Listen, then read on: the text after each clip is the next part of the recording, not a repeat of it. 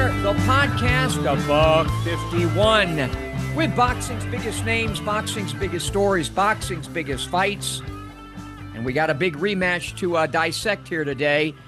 Memories and moments, sports, entertainment at its best, with its best. And one of those best is Lee Groves. He is an author, a writer, a CompuBox counter, a historian, and he is an expert at assembling and deassembling treadmills.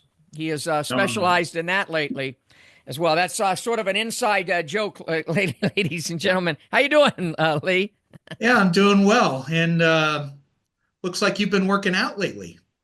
A little bit. It's been a little cold, so finally a day here where in between the podcast, I'm able to get out to the boxing gym and throw a few shots in case I make a comeback, against Jake Paul's nephew or something like that. But anyway, yeah, I've been trying to get out a little bit. We got a lot to cover. No time for small talk because it's so cool that we're going to be talking about a rematch of a fight that took place. Beterbiev, Bivol won. How many days has it even been since their 133 days? There you go. And that is really cool that we're to that stage talking about it. And we'll have our regular panel from the world-class boxing gym, Tommy Yankello, and former two-time Buck 40-pound champion, Rougarou, Regis Prograis, will join us to break down this fight in detail. But we've got a lot to get to before we get to our guest and our breakdown. So take it away. Well, we'll start with the February 14th triple header that was aired on ESPN's main channel. And the main event of that telecast saw Keyshawn Davis stop Dennis Baranchyk to become the new WBO lightweight champion. Many expected Keyshawn to win this fight, but few thought that he would dispose of Baranchyk so quickly. With the win, we now have a star-studded lightweight championship quartet of Keyshawn Davis, Shakur Stevenson, Vasily Lomachenko, and Gervonta Tank Davis. I mean, the table's been set for some really good unification fights, and the sooner the better. Yeah. I really was impressed with Keyshawn. He looks to me like a guy who has unlimited potential and all the kind of stuff that I like to see. He can box, he can punch, he can body punch, he has decent defense, he's a closer. So I like him. Yeah, I like him very much. And then the co-feature saw Xander Zayas retain his number one ranking with the WBO with a ninth-round TKO of the previous undefeated German Slava Spomer, while the telecast opened with a 10-round draw between Vito Melnicki and a man you know a lot about in Connor Coyle. Zayas won every minute of every round, but as far as the Melnicki fight, I scored at 97-93. That was not a draw. Yeah, I thought Melnicki won that fight. I got to call a lot of Connor Coyle's fights with RJJ, Roy Jones Jr. Boxing. He's a super nice young man trained by a group down in Florida, Southwest Florida, Jimmy McLaughlin and them, and they've done a good job, but perhaps they've overly protected Connor Coyle. He's I forgot what age he is right now. He was and still is unbeaten because they called it a draw. But what I haven't seen is the improvement that you'd want to see from somebody, especially at his age. Sometimes you can protect a fighter so much that you end up hurting that fighter by trying to protect him so much. But he's a nice young man. It was a really good fight, maybe the best fight on the card. But back to Davis for just a moment. I think I even see more upside in him than I even do Shakur Stevenson. And I know that might sound silly to some, but because of his, mentality and closing ability and power, I think he might be a more attractive fighter to watch down the road than even Keyshawn, who's a very talented boxer, but lacking the pop, that some of us like to see. I think it's very crucial also to keep Keyshawn busy. He made a really big impression with that knockout over Baranchyk, who performed very well in winning the title against Emmanuel Navarrete. Yep. a few months back. Um, Too many times, fighters like this stay on the sidelines, and people tend to forget about him. But if you keep him active, say have him fight again in June or July, maybe September, maybe December, if you want to Right. push. But you got to keep his name out there if he's going to make an impact on the boxing world and beyond the boxing world as Top Rank hopes. And also the undercard, the deep undercard that was on ESPN Plus, they saw several interesting stories unfold. First of all, Jared Anderson returned to the ring after his KO loss to Martin Bacoli. And although he won a wide 10-round decision against a 12-3-1 journeyman named Marios Kolias, he didn't really impress that much. Second, Abdullah Mason upped his record to 17-0 with 15 knockouts with a fourth round TKO over Manuel Jaimes, who was last seen losing on points to Rolando Raleigh Romero. He Abdullah Mason has the look of a future champion and a future star. And finally, Nico Ali Walsh, the grandson of Muhammad Ali, lost a 6-round split decision against a 5-1-1 fighter named Juan Carlos Guerra Jr. Nico said that he suffered an injury to the same shoulder that affected his performance in his last fight. So we have some interesting storylines on the undercard. Do you have any thoughts on Jared or Abdullah or Nico? Abdullah's the guy to watch of those. I think Jared's heart's not in it, and Nico doesn't have the ability to go any further than he's gone. He's already proven himself. I like him too. I like him as a don't know him, but from what I see, I like him. I probably will get him on our show. But Yeah. in terms of doing anything with this boxing career, this again, it's boxing. It's not a game, and I think that he's shown that he tried it. He showed toughness, a lot of toughness and everything, but he has no future in it other than to get beat up if he goes up the ladder, and I don't want to see that for him. So that would be my blunt comments on that. Yeah.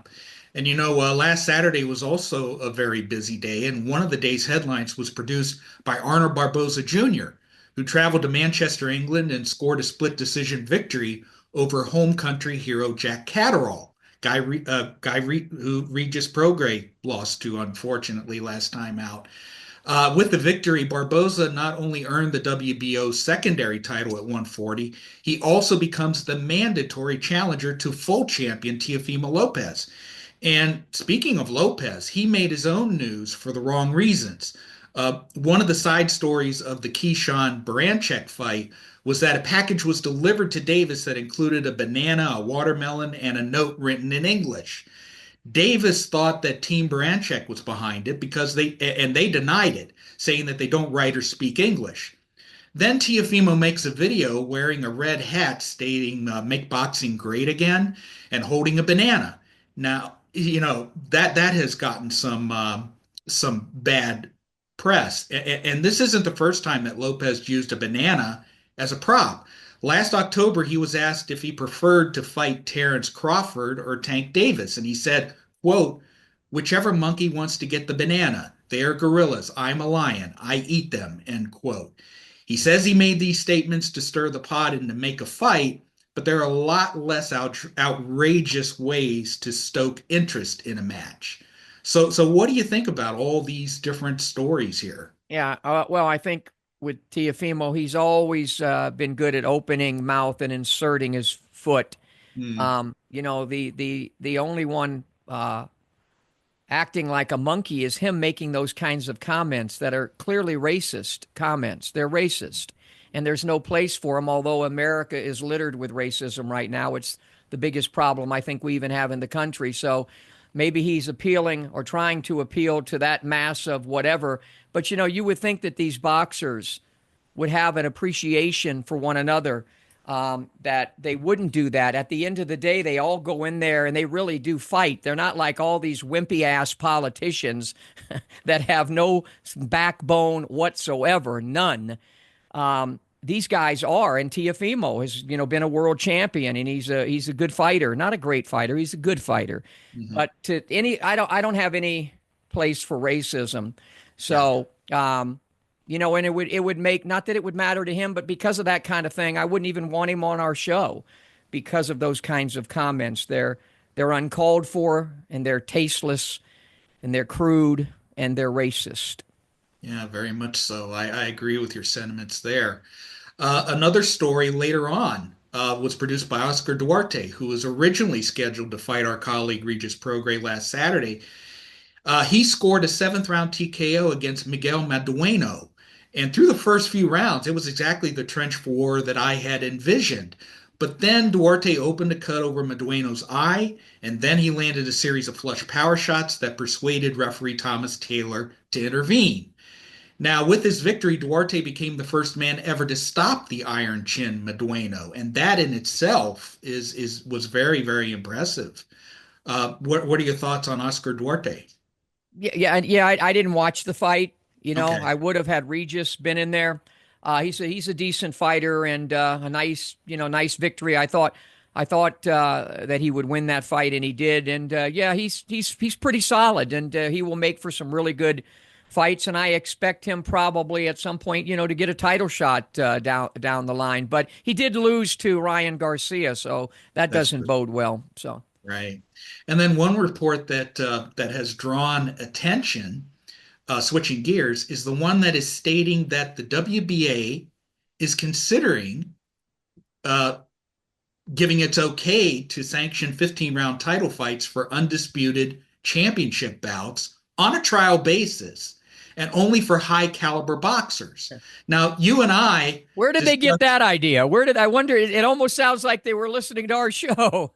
yeah, right after the first Beterbiev Bivol fight, we talked about this very subject, and this is what we had to say about it. What if this fight had been a 15 rounder? We made the suggestion that fights like this, just four belt unification fights between the two best in the division, why not have it at 15 rounds? Because Amanda Serrano, in a way, opened the door to this with her 12 rounds, 3 minutes per round crusade. She showed that if she agrees to it, her opponent agrees to it, the commissions agree to it, and the sanctioning bodies agree to it, you can establish special rounds and distances. Look at the Jake Paul Mike Tyson fight. That's only going to be 2 minute rounds over 8, but it's still an official fight for the men. So why not, under special circumstances, have these super fights, like say Spence and Crawford, when we thought that it was a Right. 50-50 fight. That could have been a 15 rounder. Better Well, be even Evan the before rematch with the Fury and Usyk, if they could make that, yeah. 15 round, and I think boxing fans would love it. It would be boxing finally doing something that all the other sports do.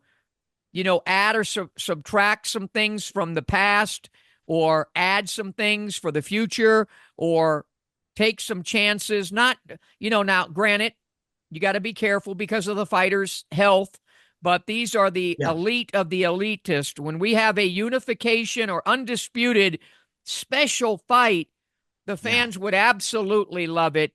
15 rounds went on for years and years and years and produced classics like one we're going to talk about in just a few minutes. I agree with you.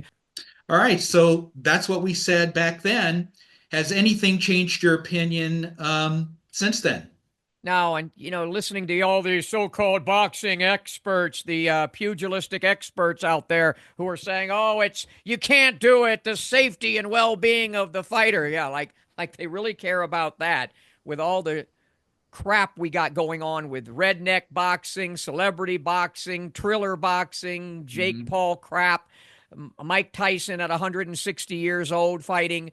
Um, I think, as we kind of just said it there, for unification fights to Mhm. with all the dust and clouds in boxing and all the different sanctioning bodies and world titles, if there can be unification fights like we're sometimes getting now, thanks to Mhm. what's going on in Riyadh, that at that highest of all levels, 15 rounds, if both fighters agree to it, it would be wonderful. It would be a certainly a shot in the arm for boxing, because I think fans would really get into, wow. And for example, this fight we're talking about that's going to take place tonight, I think those 3 rounds could really there. I don't think there would be any really close decision or draw. I think something dramatic would come out of that, a decisive ending. So for those unification fights and specialty fights, long as both fighters agree, I think it would be something excellent for the sport of boxing and boxing fans. And it would, again, we said it all in the clip, really. I stick by what I said. Yeah, and a lot of these critics that have been expressing themselves on X and other social media platforms about this, they're talking as if the WBA is going to reinstate 15-round title fights for every title fight. No, they specifically said, just like we said, unification, title unification fights, undisputed fights with high caliber opponents. Yeah. Those are two very important caveats here because these two fighters ideally would have proven themselves to be the best in ability and the best in conditioning. And I think that those type of fighters can handle 15-round fights. We had conversations on the phone in which we talked about, well, which of today's fighters would actually be effective over 15 rounds. Yeah. And we think that perhaps Bivol and Beterbiev are two of those And fighters. and there's no data. I think you said some young boxing announcer disagreed with me about same day weigh-ins or something Right. along that line. Probably somebody who's never fought or never had to make weight or never even moved around in a gym. And I know they're controversial subjects, but boxing for 100 years had same day weigh-ins and 15-round fights. Do I think that it would be better to just have the 15 rounds for unification? Yes. Yes, I would say that. As far as the weigh-ins, and we were going to talk about it, but we'll save it for another show. The same day weigh-ins, we've had that argument as well. We've made those points. They're valid points either way.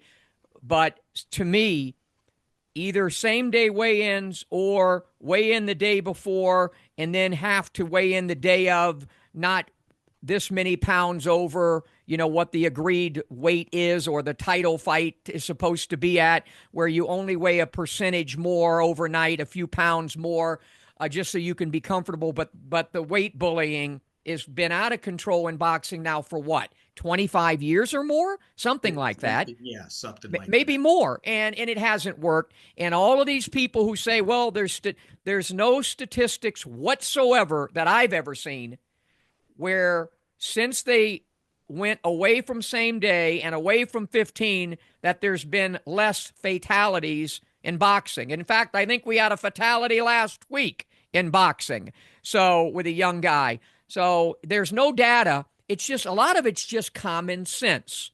And when you become a professional fighter and you go to the highest levels, you know what the risks are, the risk and the reward. And sometimes that gets a little blurred. But that's my thought on it. And we're going to have more time to talk about that. I'm going to plan some shows where we get some medical experts to talk about it as well. It's something that and at least with the WBA, they're at least thinking about something that might generate some enthusiasm in at least a champion, major championship fights or unification fights. I know you got a couple of other things before we go to break. Well, one last thing, and speaking of the WBA, they reported earlier this week that former WBC light flyweight champion Luis Estaba passed away at age 86. I have long advocated for his induction into the International Boxing Hall of Fame, and here's why. He won the championship at age 37. This is 1975, and this is at 108 pounds. So that's a great accomplishment in Yeah. itself. But he held the title for 2.5 years, and in that time, he defended it 11 times. Wow. His victims included the inaugural champion, Franco Udella, who he stopped in 3 rounds, a future 115-pound champion in Rafael Pedroza, who he outpointed over 15 rounds, and future conqueror Netrinoy Sorvorsing, who he decisioned over 15 rounds. He was a technical boxer with power, and he was the 108-pound division's version of Archie Moore and George Foreman with his exploits at older ages. He lost the title at age 39 to Freddie Castillo, and then he retired after being stopped by Vorising in their rematch. Despite all this, Estaba made the Hall of Fame ballot just last year. Now, this time, Rodrigo Valdez got in. And I hope that 2 years from now, when the category is considered again, that Estaba will get in. Yeah, I certainly hope so. And you make a great case for him, as you always do for these guys and gals. We'll take a little break. When we come back from the world class boxing gym, Tommy Yankello will be here to break down all things Beterbiev and Bivol 2. We'll be back. I got two options. Option one, I can accept defeat. Option two, I can get up, I can get tougher, I can get faster, I can get stronger, and then I go get mine.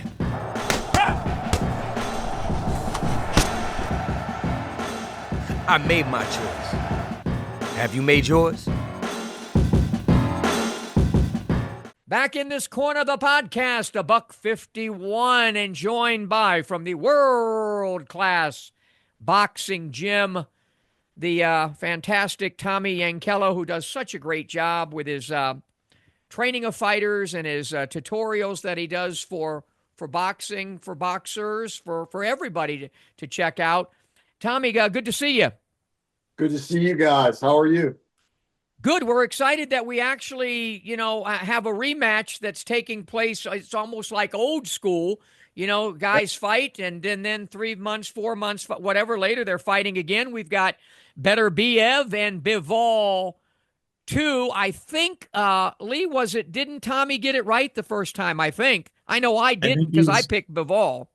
Yeah, he picked Beterbiev. I think he was the only one of us, I believe, to get that right. Damn him. Damn that Tommy. That's why we have him. Although I think Tommy will agree that decision could have gone either way.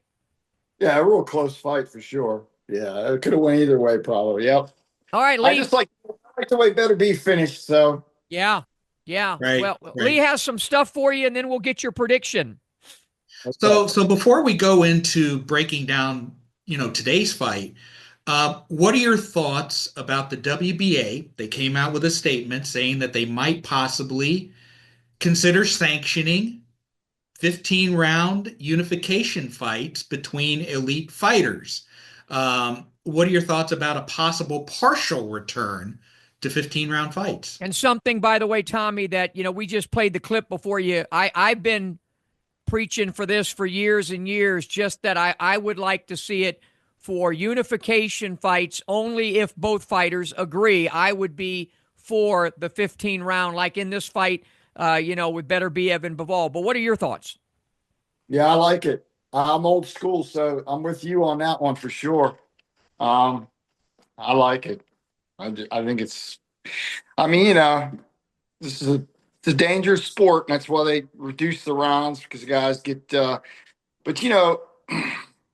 it really comes down to like guys in the later rounds when a lot of times these guys are getting hurt because of the dehydration that they put themselves through to make weight. And I think that's the bigger problem than the reduction of rounds, to somehow figure out how to stop these guys from dropping such a large amount of weight, because that's why the lighter guys are the guys that really get hurt. And when have you seen, how many times have you seen a heavyweight die because they don't cut weight? So I think the cutting of the weight it was the bigger problem in the first place when they said that they wanted to reduce the rounds because guys were getting hurt in the later rounds. But I think it's more of a hydration problem than it is rounds. And I think it's just, it's a sport where, endurance is, and efficiency is the key, and skill brings on efficiency. And I think, I like the longer rounds because I feel it really brings out the skill level. Anybody can beat somebody in a minute fight. Like these things, the longer something goes on, the more skill that is prevalent. So I really, and more strategy more strategies is prevalent as well. So I like boxing to be 15 rounds. Yep. And while we're talking old school sensibilities, and since you talked about the cutting of weight, what do you think about a possible return to same-day weigh-ins? And we spoke on that. I'll let Tommy, but my opinion has never changed on it. If we're going to have weigh-ins the day before, then what they should have to do is the next day only be able to gain a percentage of weight back to go along with what the contracted weight is. I've said, Tommy, that when I fought in my little tiny career, we weighed in the day of, and there are enough added weight divisions now to where if you can't make weight, then simply go up and get into another damn weight division. But go ahead. Correct. I like I like same day, but at the same time, I think that the problem with that is like these guys will still try it, and then they'll get even hurt, even worse, and then at the same time there'll be fights that'll be canceled because of it or what have you. Yeah. At the day of the fight, I think that the other thing that I like is if someone was to come into camp and weigh these guys like they were doing, weren't they doing that with the WBC or WBA a month ahead of time? Yeah. And I think that you should be within 10% of your weight, 4 weeks out. And I think if you're over, I think the fight needs to be canceled right then, because I think that that's a month out, and you could cancel the fight. You can get another opponent. You can reschedule the fight, or do something, because I think if you're more than 10% away from your weight class a month out, you're not going to make a healthy weight cut, and that's where the danger lies. It really does. And returning to the present, how do you see the rematch between Beterbiev and Bivol unfolding, and who do you think's going to win? I think it's pretty much a replica of the last fight. I think that, but I think it'll be a better fight because of the simple fact that I think I'm hoping that Beterbiev fights a better fight. I think that he stood too straight up in that fight. He didn't get down low enough. When he would get to Bivol, he was still up high where he was able to get hit with shots, and he doesn't get low enough to me. He doesn't know how to. So he's there to be hit, and he's there to not be able to. He doesn't counterpunch as well either, because he's not bringing the guy down so he can come over the top as well. And I think Bivol is going to fight a better fight for the simple fact that he knows that he has to stand his ground a little bit more, land more punches, and slow the pace down. If he moves like he did last fight the whole entire time, at the end, he's gonna gas out again, I think, because it's just too much movement. He has to slow the pace down. Like I'm always saying, you can't let the truck come down the hill. So with that being said, though, it could be a more action fight where he's throwing more punches because he knows he has to stand his ground so he doesn't finish weak, and Beterbiev doesn't finish strong, so it could be more action of a fight, more of an action fight. And I think it's still like going to be super close like the last time, and I'm just going to lean towards Beterbiev again. I just think that hopefully he fights a better fight. I think both guys can fight a better fight. So I just think if they both fight a better fight, which that's what I think they will do, I think you'll see a better action fight, but I'm going to go with the same result. And it's probably a fight that can go either way, but I'm going to lean towards Beterbiev because I think he's still going to finish stronger. And that's the way I see it. I like what you said there, and I understand what you mean about Beterbiev. For example, when he backs Bivol up, if he would get low and get into position and get your head out of the way and off the line and set up maybe more of a body attack, he's too straight up. But what about for Bivol? What would you tell him to do? Well, I think that he fought a good fight. He's got to move, but he's just got to move more efficiently. Like that's something you got to be drilled and be taught. Like, see, to me, he doesn't know how to, he doesn't have the old school smothering in and bumping and controlling the guy, or using his head like Holyfield did, or like James Toney knows how to slow the pace down. And these old school guys have that he has the pendulum step. He moves in and out, but that movement is not always efficient, especially when you have a guy like Beterbiev who's good with his feet, and then he puts pressure on you and he just gets you moving too much. And so it's wasted. You're saying in some ways Bivol's movement is wasted. Yes. Yeah. Yes, and I think a guy like Beterbiev is a guy that really makes that come out. Like there's movement there that you get away with it against certain guys, but when you have at a high level, that's the highest level. Beterbiev is a great pressure fighter, and he knows how to put that pressure on you efficiently, and you have to be able to keep the pressure off you efficiently and at the highest level. You know what I mean? So those are things that I don't think that he's a great, like, I don't think that's where his greatness is. I mean, he's really, really, really, really, really, really good. But I just don't think he's great all-time great. You know Yeah, what I yeah, mean? yeah. And that's where I'm going to end this. That's where I'm going to end this thing is, do you think these two are two of the greatest light heavyweights of all time or of their time? Of their time, of Yeah. their time. I mean, Beterbiev have um a claim to it all time. Maybe if he wins this fight and continues to maybe win a few more, I mean, he'll have a claim to it, you know. But I like some of the light heavyweights of the past. I Yeah. can't see either one of these guys beating a Bob Foster, but that's my opinion, you know. Yeah. But there I go with Bob Foster again. I I notice love I Bob notice Foster. every birthday, every time I age a year, I'm throwing these yeah, Yeah. and Dwight Muhammad Kwawi would kick their ass. You know? And by the way, I think Dwight Muhammad Kwawi would beat both of those guys. I do. Yeah, I do. He was great, and I mean, I think I think Roy at his ultimate prime, maybe Roy, and I'll tell you, it was a really underrated heavyweight that wasn't there long enough to probably prove all time greatness. But if you guys remember how great Michael Moore was as a light heavyweight, Oh I mean, yeah, he he was can, 9 beat. title defenses, Yeah, 9 knockouts. yeah, and he he he was, was. So you know, Tommy's pick is Beterbiev to do it again. He thinks it'll be a better fight with most likely the same result. Before we let you go, anything we can look for that you got upcoming? yes, next Saturday I got my featherweight fighting again. Danny Bodish. He's going to be fighting his fourth fight, and then March 14th. My light heavyweight that you guys got to keep an eye out for it because this is the guy I'm telling you, Atif O'Burlton. He's ranked number 8 in the WBA right now. He'll be fighting again March 14th in Bethlehem, PA.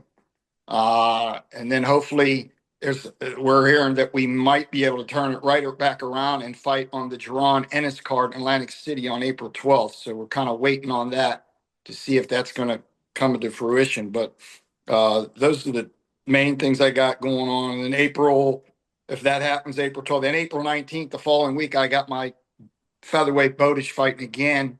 Wow. Oh, And at the Meadows Casino over here in Washington, Pennsylvania. And then hopefully Ivan Ditchko is going to be okay, and he's going to fight again in April as well. So I got a lot of things going. I'm supposed to be working some new fighters. I'll yes, announce. yes, Tommy. Yes, one of the new. He's going to be getting me ready for my comeback fight against somebody. We're looking for somebody that's 85 years of age, very slow, doesn't have much of a punch, that I can do my thing and use all my Yankello moves to kick his ass. We'll be back.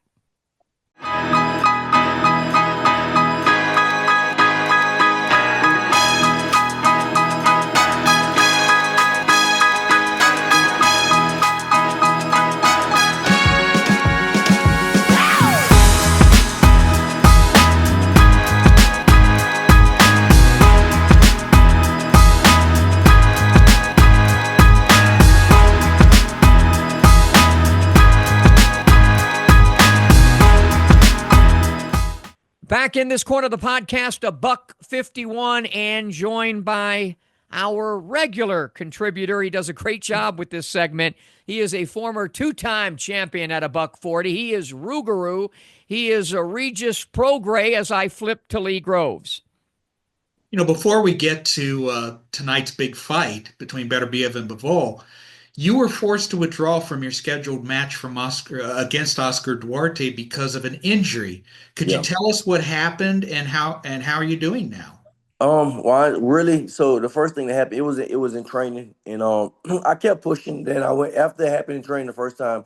I went to the doctor. I got it kinked out. I got it looked at, and it was fine. I went back again. I went back and trained again. It kind of happened. I tweaked it a little bit. Happened again. But the reason I had to pull out the fight was really because I had a bad fall at my house. That was really the reason because it was the same. I had a real bad fall. I felt like how you would slip on a banana peel. I went like that up and boom, and I hit my head on the back of the floor real hard, and then it kind of it messed it. I guess it messed it up worse, and so that was on really like Saturday night, like you could say Saturday night, Sunday morning, like 4 o'clock, 4:30 in the morning on Saturday night / Sunday morning. So next day, I texted my coach what happened. And this was around, like I said, 4:30. I texted him. Then I couldn't. I tried to lay it off. I tried to sleep it off. I couldn't sleep. So then I told him. Then I looked at my text message around 7, and I told him I called him. And so then he said take an Advil or something. I did that. So I slept it. I slept it off. It was feeling a little better. The next day, obviously, it was Monday. I had to go train. I was supposed to spar. And I still wanted to spar. I was still messed up, but I still wanted to spar. But he was like, man, absolutely not. Hell no, you're not sparring today. And so I told him, yeah, it's still kind of messed up. And we ran and all that stuff that day. And then Tuesday we ran. Um and then I was like, it's Bobby, it's still kind of messed up. And I went to the doctor. I told the doctor, like, I'm supposed to fight next week. He was like, nah, you definitely can't fight next week. And so um then I had to get the MRI. And once I got that, then it showed what the damage was. And so yeah, I just had to pull out. I'm definitely mad about that. I really, really wanted to fight. Even I was kind of depressed and stuff because when the fight that was last week Saturday, and when they was fighting, it was like, damn, I was supposed to be fighting today, and I can't fight. So I never had to pull out a fight ever in my life, and to do that, it was just like it What's the kind of sucked. diagnosis and the road to recovery look like? Did they tell you how severe it is? Well, the doctor told me about 6 to 8 weeks, but I think hopefully it could be shorter than that. Hopefully it can. Right now I didn't. I think because I think they had me scheduled for a shot in Houston. I didn't go. I'm still in New Orleans right now, so I didn't go to that. But I don't know if I should take the shot because I think the shot has steroids in it. I'm really big on not putting anything in my body. Like I Yeah. don't. I never want to. Like I've been training my whole career, and I never like I don't even drink protein shakes for the most part. Sometimes I do, but most of the time I don't. And so I don't like to take nothing that's not.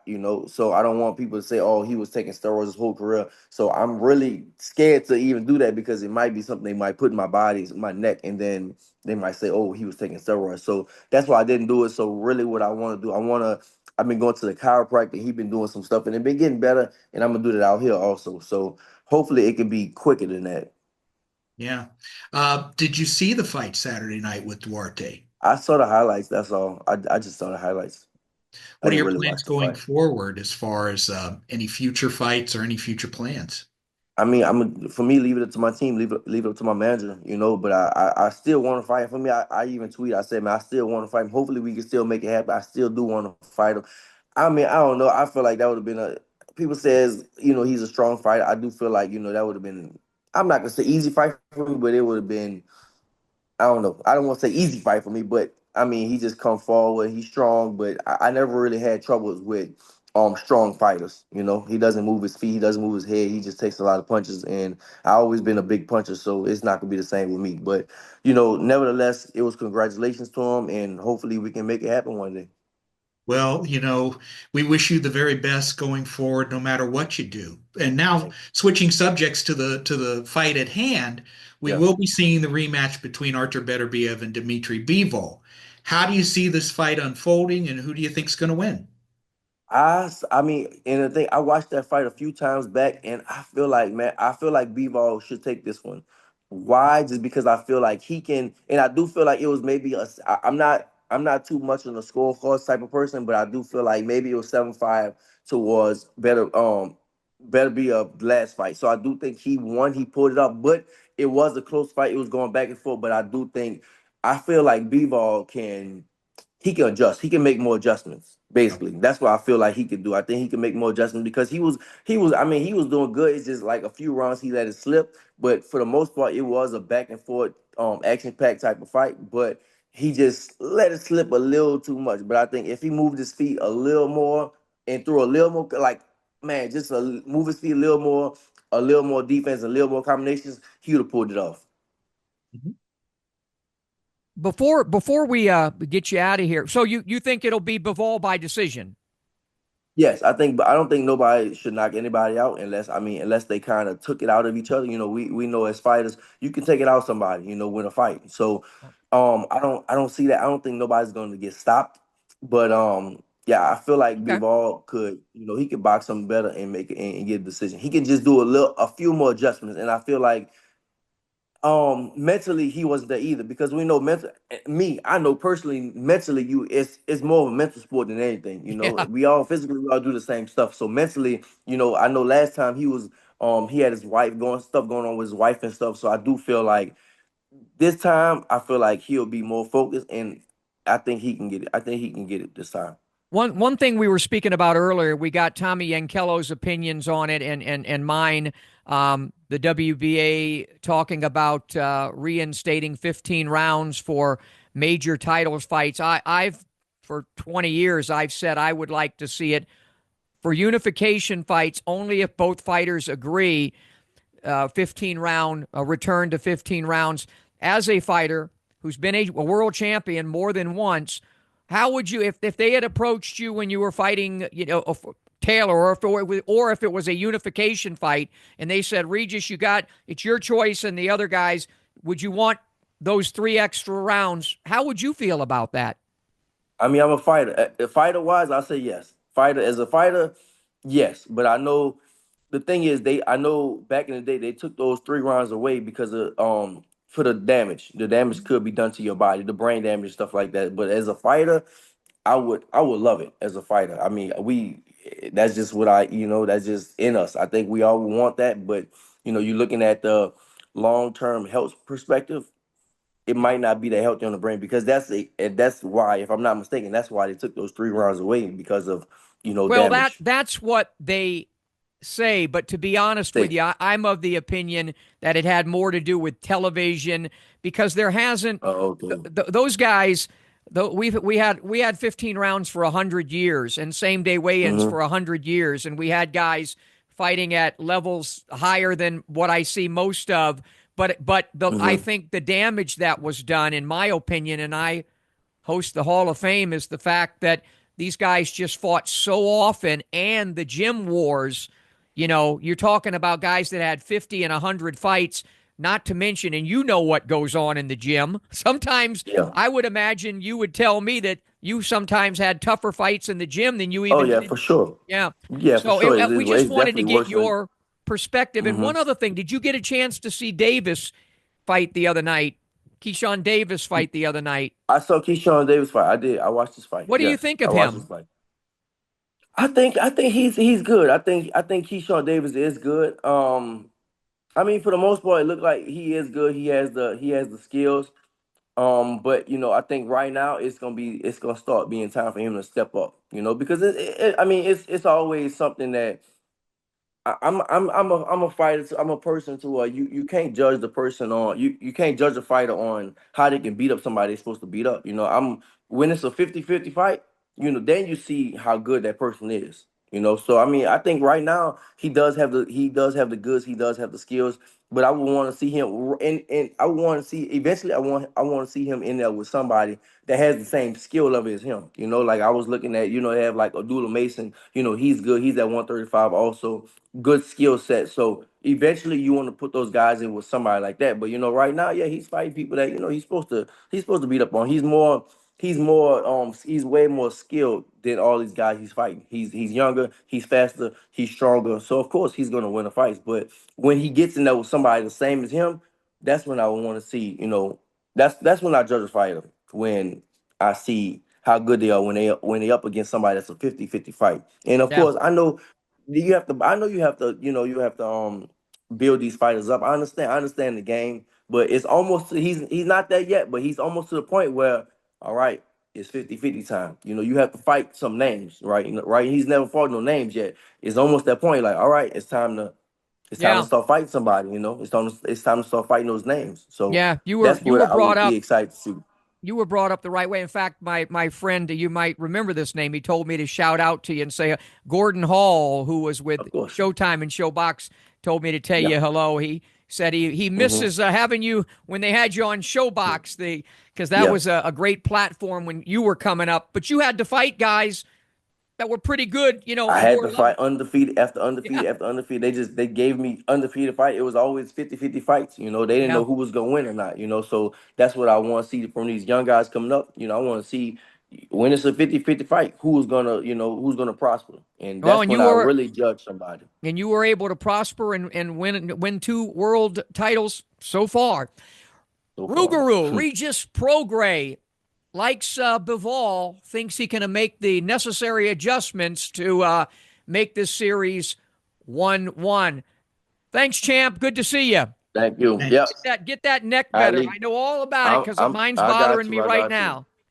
Yeah, I got it. All right, man. See We'll y'all. be back. I got two options. Option one, I can accept defeat. Option two, I can get up. I can get tougher. I can get faster. I can get stronger. And then I go get mine.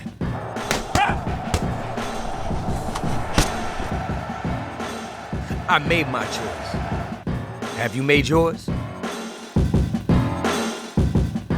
Back final segment in this corner of the podcast, 151. I'm talking fast. Lee said we're way behind, Smitty. We're way behind.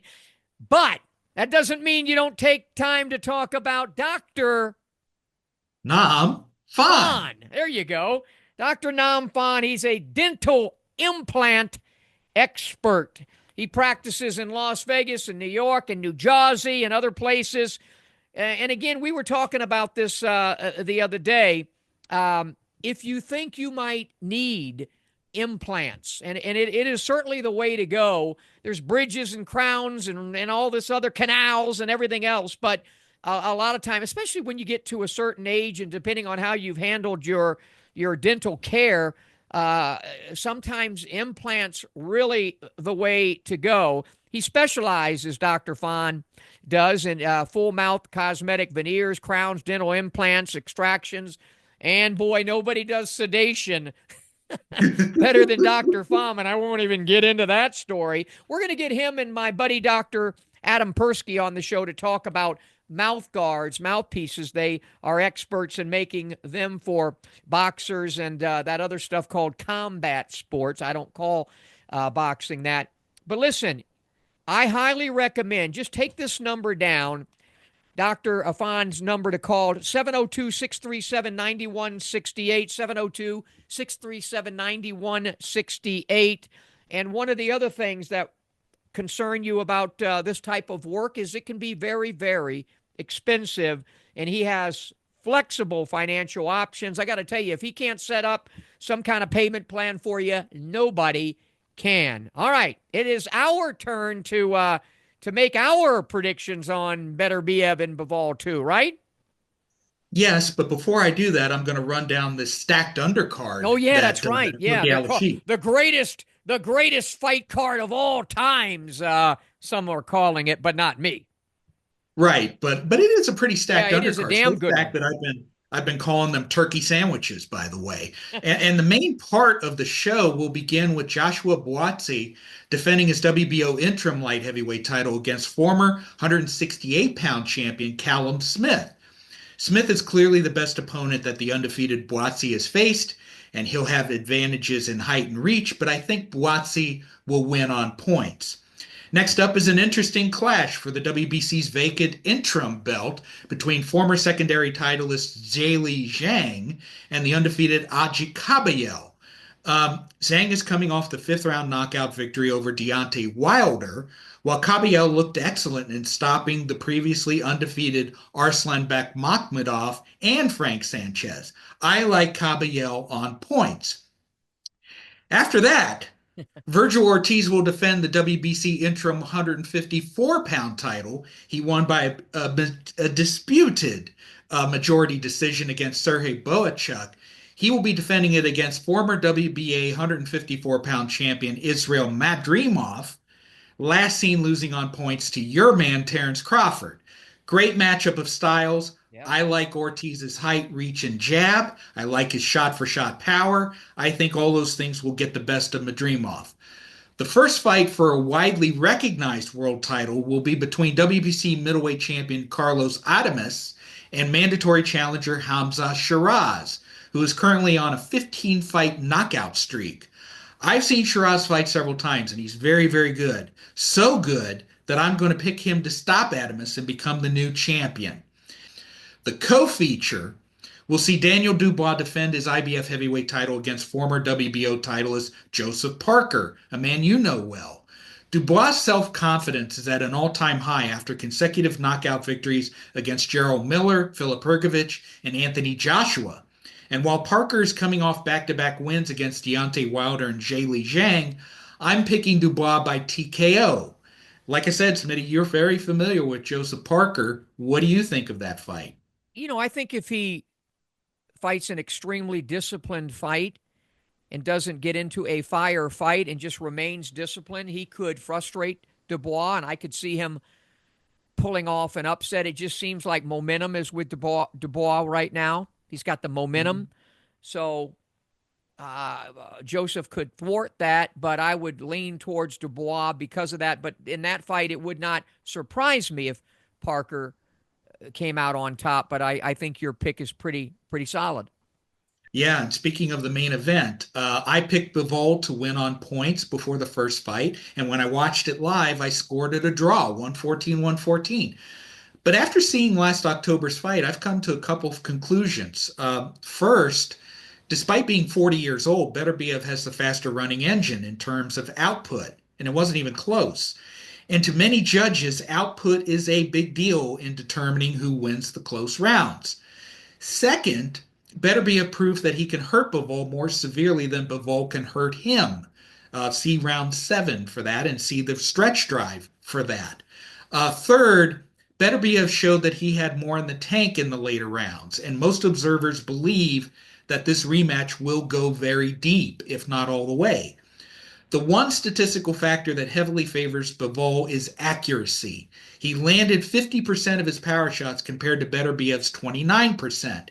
And if he can up his work rate, he averaged only 35 punches a round in the first fight. If he can up it by, say, 10 per round and get close to that level of accuracy, and if he can maintain that tight defense that he's always shown, and if he throws about 10 more jabs per round, he can maintain that distance control. And distance control is absolutely vital for Bivol to win this fight.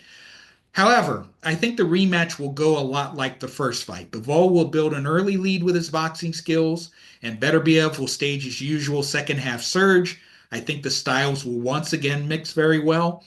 But because Beterbiev can be just as disciplined and just as well conditioned as Bivol, and because he has that faster running motor and better power, I see him winning on points, but doing so in less debatable fashion.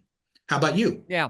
And I don't think he has a better motor. I think that the reason why Bivol ran out of gas was because of what was coming at him.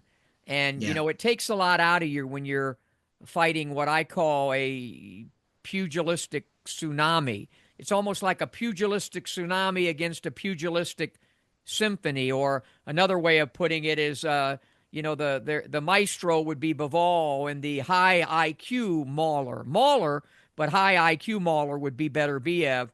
And I think you said it well. I mean, honestly, it sounds funny. Oscar De La Hoya probably would think about this. 10 more jabs, around and for a few rounds, and Oscar beats Floyd, and Yeah. probably Trinidad as well. Although a Mhm. lot of people thought he won that fight anyway. But I sure I did. think less movement, more controlled movement by Bivol, he has more ways to win. He can do a few more adjustments and win this fight. I don't know exactly what was going through his head with all the stuff about was it his wife or his ex-wife, Yeah. the child support stuff, and then I also keep seeing this something under his eye, and I don't know what that's all about either. But let's just assume that they're both 100%. Mhm. I think Bivol can make more adjustments. He's going to need to. 10 more jabs, sometimes using that jab rather than running and gassing yourself out or wasting shots. Stick the jab, turn to the side, land a shot or two, reset, back to the center of the ring, and be a maestro, or be the matador that leads the bull where you want him. Don't let that bull put you where he wants you, which is your back against the ropes. If he watches how Canelo fought Triple G in their rematch, Mhm. one of the things I said in leading up to that fight, I picked Triple G to win it. By the way, I thought he did win it, but it was very close, razor close, and Canelo did a splendiferous job, if there is such a word, of keeping his back from touching that rope. As soon as he touched, he was off to the side, and I think that that's what Bivol needs to do. the geography of that ring, geographic proximity in that ring, keeping it to the center, never going against the ropes, and doing what you said. Honestly, 10 more jabs around, and those subtle movements, he wins. Now, can he do that? Can he do that? I think he can. I don't know whether he will, but because I know he can, and the first fight was so close, I'll lean Bivol to win a decision. But the first fight was the tale of two fights. The first six, Bivol. Second half, Yeah. Beterbiev, and the close was so strong by that tsunami that just kept coming. That's why I think the judges did what they did and ruled the way they ruled. But great fight, I think. And I'll say Bivol can shed it this time. But if there's been any decline in him at all, and if there's anything messed up in his head, and it turns into round 13, then Beterbiev might put on a dominant performance. But I'm leaning Bivol decision in this fight. Either way, it's great that we're getting a rematch this many days after. That's fantastic for boxing, with all the stuff that's the negativity that's going on, and with all the losses that we face in the United States. It's great that we're getting this rematch of two splendid fighters going at it. We want to thank Regis Prograis and Tommy Yankello, and of course you, Lee Groves. You got anything else before we get out of here? Well, it looks like it's a split decision. Two of us pick Beterbiev, two of us pick Bivol, I believe. So that's the kind of fight it is. And I never worry about that because, like I've said, for so many years, my pugilistic sagacity, perspication, and sapience is unparalleled. And even when I'm wrong, I'm still right. So long, everybody.